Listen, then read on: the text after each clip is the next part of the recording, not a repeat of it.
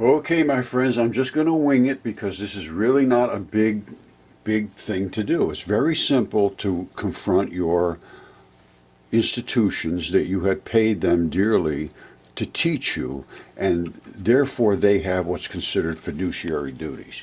Now, a fiduciary means that they have to act in your best interest because you rely on them 100%. You cannot even contest what they say or they will fail you. So they are in the most extreme of fiduciary situations. Now, which means they have to act in your best interest, not in theirs. Now, here's where we got a problem. Because we're going to be suing some universities. Let's just start from let's just go right for the throat. I'm going to get you money back because they have used you. All right, let's just start from there. Now, here's the problem. Do they have a fiduciary duty to you as a student? A fiduciary normally means they look over your money. In other words, you invest with them and they do it in the most efficient way for you, not for them, to make commissions and so forth. However, a university teaches you so that you can go out and make money, so they literally are one step above the money manager. They're the manager of your life so that you can make money. All right, we're going a little deeper into the law than they normally do. They're surface people. They say, this is precedence, that's it, go away, case is closed. No, precedence is precedence, but things change, and we can see that we have been misled. That's my statement, and that is what I'm telling you. If you can do what I am going to ask you to do and confront your professors, you may be able to get your money back. And you may be able to get a hell of a lot more back. But you're going to have to act very quickly because there's going to be a lot of insolvency in academia very soon. All right, let's just talk about this right now. Trustees, which is where we're going to be suing, is the trustees and the institution as the upper management. The trustees of public and private research universities have a fiduciary responsibility to act in the best interest of their institutions. They don't talk about acting in your best interest. So they do have, but they do. They're trustees, and they are fiduciaries of the best interest of that university. However, in deciding what optimal policies are, trustees must weigh their institution's private interest against the interest of society as a whole. Should they lie to the students just so that they can keep getting students in there and act as the authorities over them? Which is what's happening now. They're literally lying.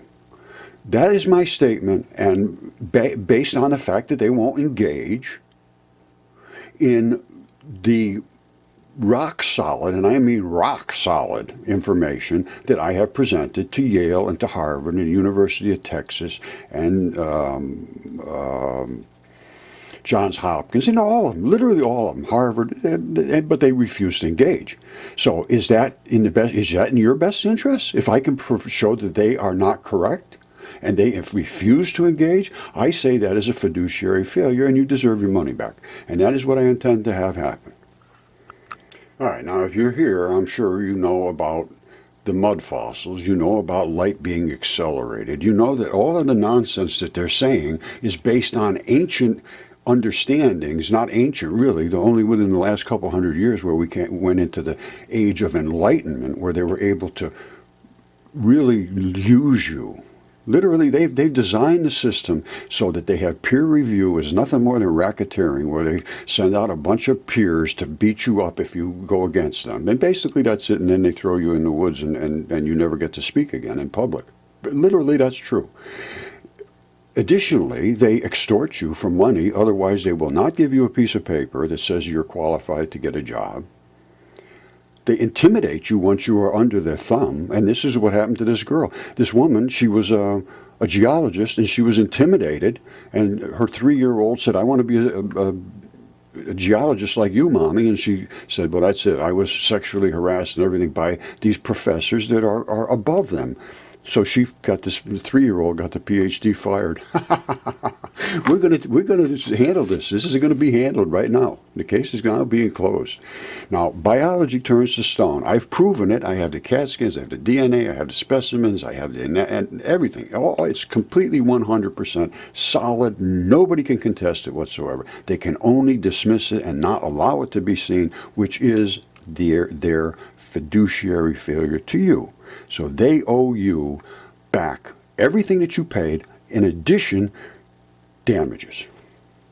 You see, there's even Google is getting into it now. They understand, but the professors in the universities refuse to engage. I'm going back to something I put up here in 2015. That's 6 years ago. I was concluded with my research and denied for the previous 5 years. And now I'm sort of upset. It's been 11 years, whatever. And I'm going to show you what I sent to Yale and to all the rest of them 5-6 years ago. Here it comes. Google is going to be able to start to talk about it. A lot of people are starting to talk about it, but the universities refuse. That is a fiduciary failure. They have ruined your life, literally, because you're going to be seen as having been gone to a clown school. If you went to Yale, you've just learned a lot of nonsense, absolute nonsense. They forced it into you, and you paid, I know, a ton of money to go to Yale. Yale's the first one we're going to go after, because they were the ones that denied all this research for 10 years ago. So they are the real culprit in my mind. So anybody that went to Yale, I want to hear from you as soon as possible. And believe me, you better do it as soon as possible, because I can see insolvency coming up.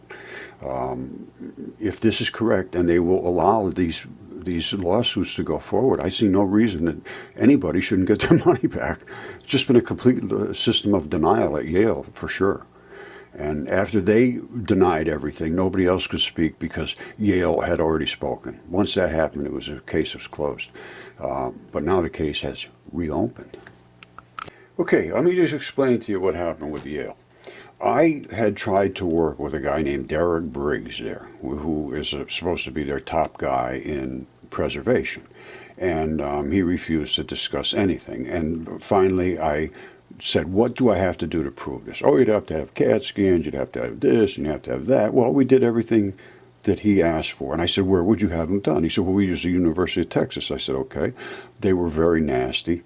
And it ended up with lawyers and police calling me and saying, don't ever bother these people again. Because I did get a little pushy after a while, because they wouldn't even answer one question after we had a CAT scan done there. And and then I had 7 other CAT scans done other places. And you can see just barely, if you look real carefully, you can see where the bone was in this fingertip. And these are the blood supplies. But you don't see a lot of definition, a very little definition, because this is a process called nucleophilic substitution, where it's invaded by molecules that literally stabilize the biology. Now, I have tried to present this to everyone. I have all of the details on it, and then I have you can see the CAT scans. I have the DNA tests. I have the specimens. Let me just show you those. And I sent all this to everybody, literally all of them, back in 2015. July of 2015, that's 6 years ago. And I had to close this channel because of attacks. So it's not any, up here you can see, you can go back to, this was my first channel. And I had to close it down because what they did was they attacked me as a creationist, because these things are giant. That's the fingertip. That's what this is right there. This is a fingertip of a giant, and I have this hand and everything. I have a bunch of parts from this one, and I have ones even bigger than this. And this freaked them out and made them very upset. They attacked me and started calling me a flat earth person, and the guy's insane, he's a religious fanatic. I had not one word of religion about this. I wanted to know the geology, and they refused because of their predisposition to anything religious is off the table for them. So that's the way I'm saying. That's how I feel. Maybe I'm wrong. Show me I'm wrong. Show me that you look at it. Show me you'll be interested in your scientific endeavor to analyze evidence that comes to light. That has not happened. And now it's time for payback. All right, here's the Helix Biolabs. Same time frame. July of 2015. I had 3 things done. I had a gigantic fingertip. I'll show you that fingertip, and it has the fingernail and the fingerprint still attached, and the DNA came out of it was dense. I had a lung done, and I had a mud tip, and this was this one here. And this, I also have the hand from it and all the other stuff. Now, what did they find? Well, they found human DNA. Giant. This is all gobbledygook to me, but and probably to you. But it talks about primers they use and all the different ways they did it. The bottom line is excellent quality DNA sequence obtained from the 36-inch tip and the lung. This one here was not so bloody because it's muddy. It's been, when they turn into solid mud, which they call it mud rock, then it's harder to extract the DNA from that. But in my other ones, the blood was literally raw blood. That's why it was so dense. And they were Homo sapien, mitochondrial B gene, D-loop region, all of them. And this is it. Certified test, validated by the lab director. I talked with him. He said it was dense DNA. Now, I was the one that extracted the samples. I didn't send him any complete pieces. I sent him samples from what I extracted. I am extremely meticulous about the way I harvested it, and I did everything correctly. I sent it to him. They stand behind their results, and if anybody wants to step up and do the job that they should do in academia and test what I am saying, then I am willing to have that done, and that's been refused as well. All right, this is in my backyard. That is a giant fingernail, and that's the little bone bumper or bumps up into the next bone. You know, that's how these little bones bump into each other. There's a little pad. And on the other side was the fingerprints. So I smashed a piece off, and there it is right there. That is exactly the same as this fingerprints, and it peels right off in a layer just like that. That's exactly correct. And my other hand has the same thing. The grip skin peels right up, and it's extremely dense with silicon and really scrappy materials that make it tough as hell. That's why your fingers can do all the things they do. Now, that is the fingerprint ridge. One ridge, and your fingerprint is the width of my thumb. And this gigantic thing, I mean, it was the finger tip itself was almost 3 feet long. That was DNA certified human as well. All right, this is with the fingerprint, the fingertip. I have a bunch of stuff from this, and I actually have stuff from the other end of them too, at least one big giant toe. Now, that's the palm of the hand. It's a left hand. That little thing sticks out just as it will in your hand. Your bumper pad on your hand runs right down here. Now, remember we talked about the grip skin? You see, that's the grip skin. See it peeling up? That's the stuff that's on your hand. It just lifts it right off like, you know, like a rubber glove. And it's tough. It is tough. It's totally different than what's underneath. And again, DNA certified, 36-inch wide. I think it was 3 feet wide, right about in that area. So this is what freaked them out, and they will not allow this to be seen. I've been literally destroyed. They put me on academic spam lists and tried to crush me in every single way they can. You know, that's what I'm believing. Maybe I'm wrong about that. Maybe they just didn't bother. Let's just say they didn't bother. I think they try to crush me because I have no voice anywhere. I cannot seem to get through to anyone, and no one gets back to me. And I have tried literally everybody. I mean, I'm not kidding you. I've been doing this 10 years, and I am not a quiet guy. And so if I am unheard, it's not my fault. And this lung I had tested as well. That's about our size. And it's dense with the pleura. And I took the blood out of the really red, raw, bloody spot. And there's other ones that actually leak blood right out on my counter. I've been doing this 10 years. I know what I'm doing. I have a ton of these things. That's the alveoli. It's like in the lung. It's just no question whatsoever what it is. And the blood ran out on the counter. Now, let's say they did not know, and they legitimately did not know. Let's accept that. What can you do? Here's what you need to do to prove your case. And if you can prove your case, you may get your money back. And you may be able to be compensated in addition to that. But you have to act quick, because I think when this is known, there's going to be a big problem in the academic arena across the board. So do everything in a saved text. Make sure you communicate with emails. Ask your professor about mudfossils. Do you know anything about them? Let's see what he has to say. Ask, will you mention them in your classes? Once you get to the point where you send them information about mudfossils, ask, have you looked into them after you send it to them? Make sure you continue that stream to show what their interest is, because they are your fiduciary. They should say, wow, we never knew about this. Let's look into it. We're going to do what we can to figure this out. We just had no clue about this. If they say that, there's nothing you can do about it, because they can just claim they never knew. But if they say, we don't care, this is all crazy, we're not going to look into it because the guy's nuts, there's no such thing as giants, then that will become your evidence. Now, this is a very, very, very simple process. You'll be able to, and I'll guide you through it. I have lawyers that we're talking with right now, the easiest way for you to do it is very simple. All you have to do is make them aware of your claims, and then file a lawsuit against them, which is very simple to do. And then they will owe you a lot of money. You don't need a lawyer. You don't need anything. I will present all the evidence you need, and you can present it in court to back yourself up. I'll send you the documents, and they're all available. I mean, I got them online everywhere.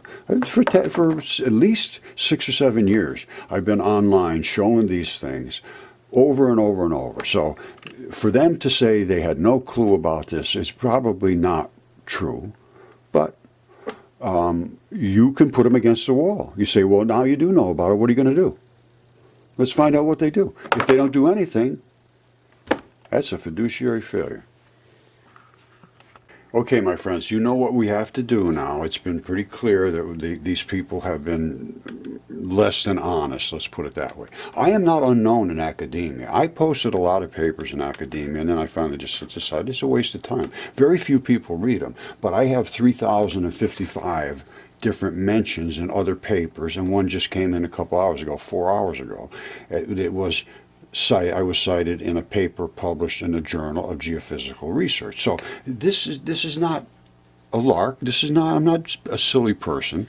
All I want, and don't go into the religious and all these nonsense things about it, just leave it as a material thing. Forget you're never going to get anywhere as you start talking about what this really leads to, because that's where they get scared off. And I mean, it's scary. It is scary. I can't say it isn't.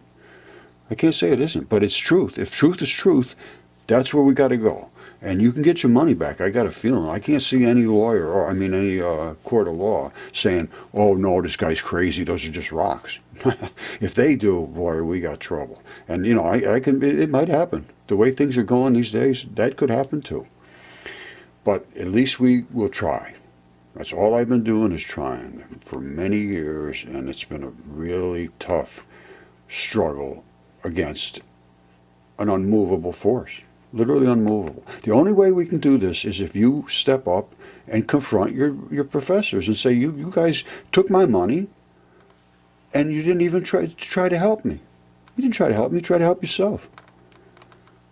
That's what happened. All right, I love you all. I'm not here to hurt anybody. I'm here to create truth, honesty, reality, fairness, all that stuff. So that's the only intention that I have here. That's my intent is to level the playing field so that people aren't pushed around and told what to say and forced to say something that they know is not true. And the people that are forcing them know that the things they're saying are not true, or they will shortly, and then we will find out what kind of people they are. I've already found out the things I need to know.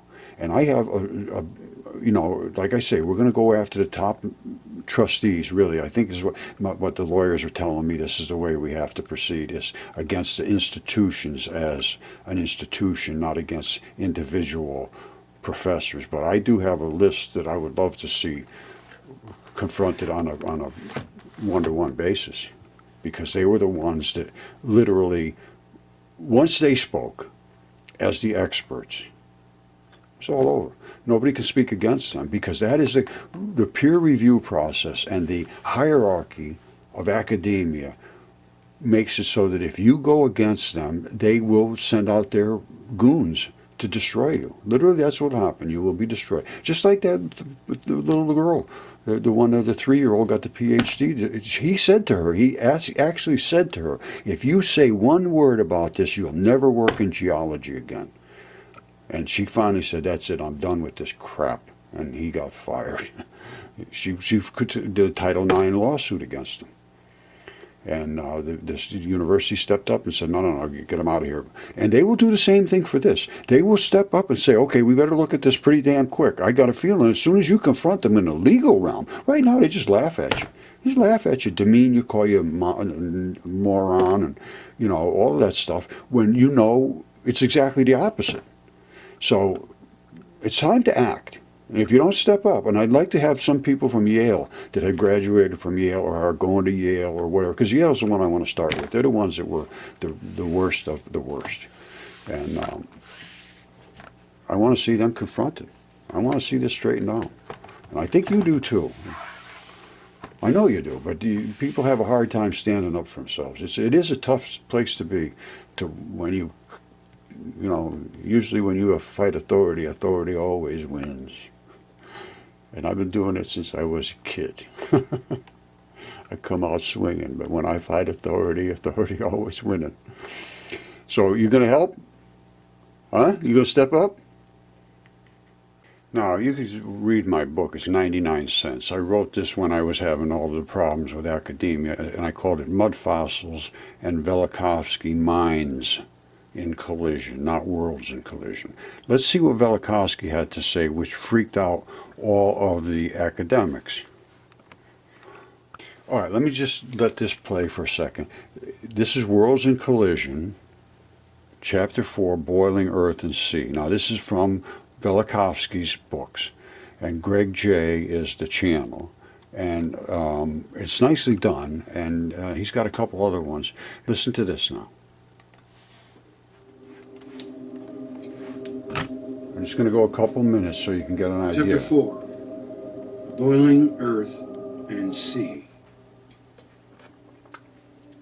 Two celestial bodies were driven near to each other. The interior of the terrestrial globe pushed toward the exterior. The Earth, disturbed in its rotation, developed heat. The land surface became hot. Various sources of many peoples describe the melting of the Earth's surface and the boiling of the sea. The Earth burst and lava flowed. The Mexican sacred book Papavu and the manuscript Cacuchel, the manuscript Traiano, all record how the mountains in every part of the Western Hemisphere simultaneously gushed lava. The volcanoes that opened along the entire chain of the Cordilleras and in other mountain ranges and on flatland vomited fire, vapor, and torrents of lava. These and other Mexican sources relate how, at the closing hours of that age that was brought to an end by rain of fire, mountains swelled under the pressure of molten masses, and the new ridges rose. New volcanoes sprang out of the earth, and streams of lava flowed out of the cleft earth. Events underlying Greek and Mexican traditions are narrated in the scriptures. The mountains shake with the swelling, the earth melted. Clouds and darkness, fire, the earth saw and trembled. The hills melted like wax. He looketh on the earth, and it trembleth. He toucheth the hills, and they smoke. The earth trembled, the mountains melted. Even that Sinai, he rebuketh the sea, and maketh it dry, and drieth up all the river. The mountains quake at him, and the hills melt, and the earth is burned, yea, the world, and all that dwelleth therein. And even the bottom of the sea boiled here and there. The sea boiled, and all the shores of the ocean boiled. All the middle of it boiled, says the Zendavesta. All right, I'm going to leave it at here. Just I wanted you to get an idea of what he is saying claimed happened. And this was written in all of these ancient texts. They all had basically the same story. Now, let's just talk about what he claims was the reason that we had these cataclysms.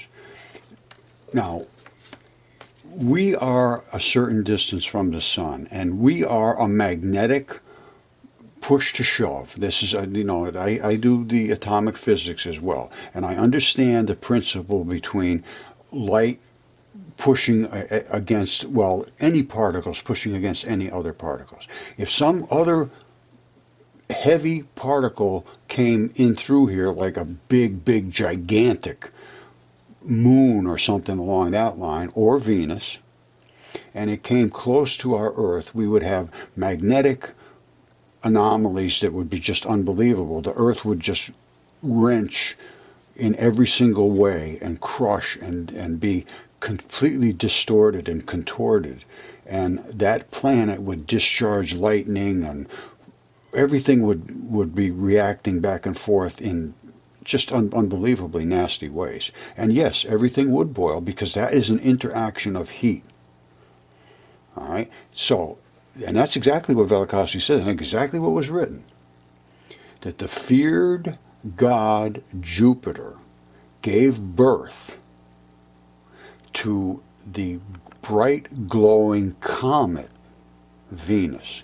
Well, we know it as a planet, but back then they thought it was a cometary, and it came shooting through, and then it sort of worked its way into the solar system and took up its own orbit. Now, it's spinning what they call retrograde.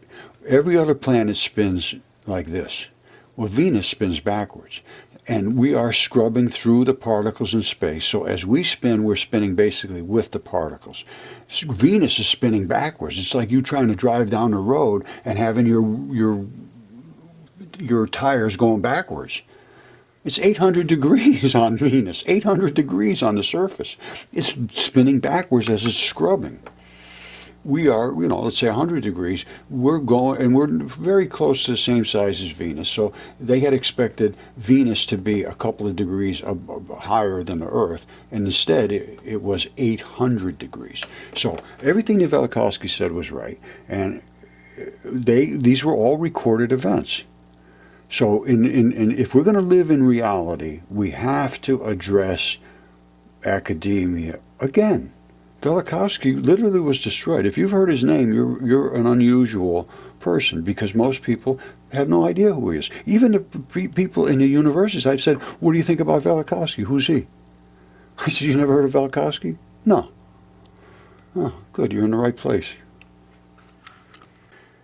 Some of them have heard of Velikovsky, but then they demean him immediately. So, oh yeah, that guy was crazy. He was talking about this and that and all these crazy theories. Well, that's how they have been told to speak about Velikovsky. So he's been just resigned to live in history unknown. Well, I didn't want that to happen. That's why I wrote the book about him. And at some point he will be vindicated, and he will be known as the hero that he was. And we will know who was not a hero.